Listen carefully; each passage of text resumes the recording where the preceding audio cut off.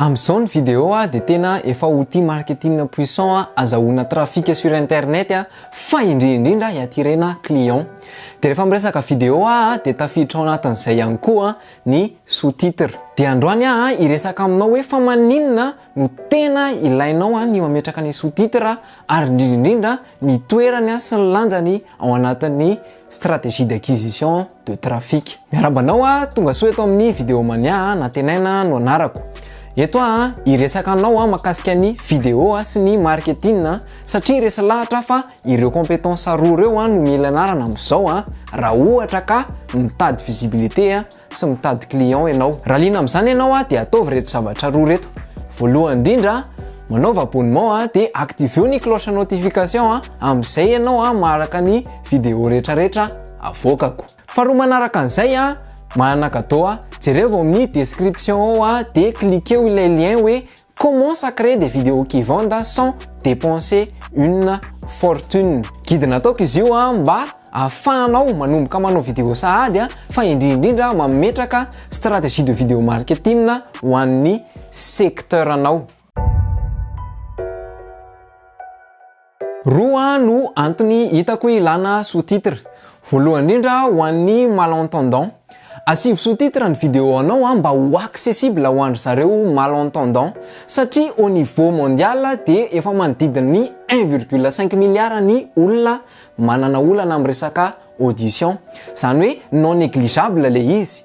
De nefany amin'ireo olona reo mety misy ny futur client anao.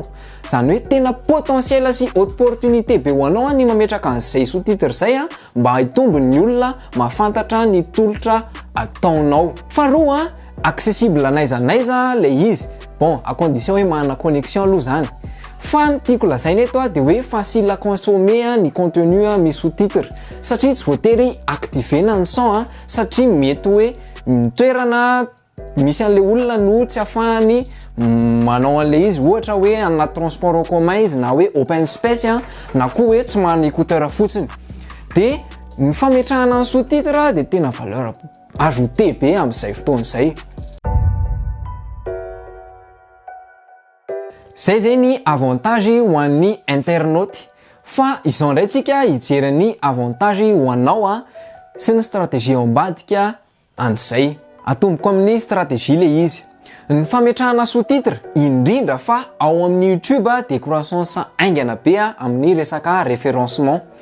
Efa niresahako teto i Deral Efes zay youtubeur américaine sady spécialiste amin'ny resaka stratégie YouTube. De nolazainy fa mampitombo be aingana ny référencement ny vidéo YouTube ray ny fametrahana ny sous-titre satria efa évolué be amin'izao ny algorithme sy ny intelligence artificielle hany ka afaka manao retranscription ny zavatra lazainao izy du coup nandramako le izy teo aloha teo za tsy tena hoe niraharaha be ny resaka sous-titre indrindra sur YouTube fa nandritra ny 2 mois teo zay tena niketrika sy nanisitra ny sous-titre tsiray isaky ny vidéo de hitako fa lasa doublé ny nombre de vues en moyenne de ohatr'izay ihany koa ny nombre d'abonnés tamin'ny voalohandohany teo tena juste fotsiny 10 abonnés raha izy de zao lasa efa ho 25. Mbola vitsy zany fa les résultats hitako fa doublé. Fa indrindra lasa mivoaka matetika ao amin'ny barre de suggestion ny vidéoako.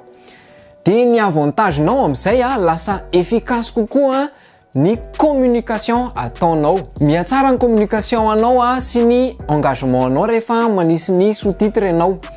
Nisy recherche zao nataon'ny européenne vao aingana de namoaka résultat izy fa mitombo 12% ny taux de visionnage na ny watch time rehefa asina sous-titre ny vidéo ray. De mitombo arak'izay koa ny interaction sy ny engagement. De raha mbola tsy nahafantatra an'izay ianao de ny watch time no critère mahatonga ny vidéo anao suggéré sur YouTube. Zany hoe plus maharitra ny olona mijery ny vidéo anao plus recommandé iny. De hitanao tsara amin'izay fa tena important be ny resaka sous-titre na ho an'ny internaute io na ho an'ny algorithme. Oui, certes, manaika manabe asa kokoa le izy, fa tena valeur ajoutée be le izy indrindra raha sur YouTube amin'izay resaka référencement zay. De amin'ny vidéo manaraka indray resaka mahakasika ny fomba fampiasana azy io sy ireo outils zay afaka mampahaingana ny processus na création na sous-titre. Fa raha nanampy anao ty vidéo ty de asive réaction de partageo de amin'ny vidéo manaraka indray tsika miona fa mandrapatonga an'izay soyez visible, soyez mémorable.